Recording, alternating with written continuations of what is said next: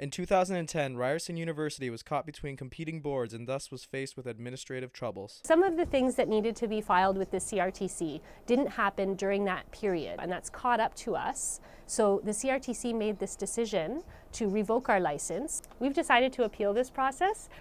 We've been granted a stay, which is really exciting because a stay means that we get to keep broadcasting on air. All our 150 volunteers get to come on in, and in the meantime, we can gather the evidence that we need, we can gather petitions, we can gather support from the community. So what is the difference between community and corporate radio? Because community radios are volunteer run and they're not for profit. And those are the two things you have to remember when you're listening.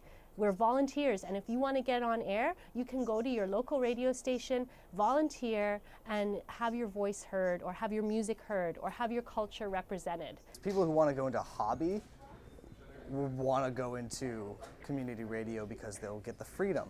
People who want to make money and want to make a difference in everyday lives usually tend to go to commercial, where they can get, advertisement. You've got the mainstream, and you've also got the smaller players, the campus and community stations that do offer some sort of diversion away from corporate radio. So where do you see the future of radio? Radio is certainly at a crossroads right now.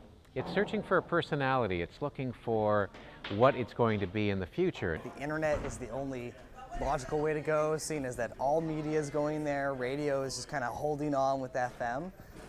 But the idea of being able to stream high-quality video of a DJ in their booth, spinning tracks, talking, having guests, and being able to see it on your smartphone is to me, it seems like the next step. I see a resurgence in radio, and it's such an old medium, and it's such a beautiful medium.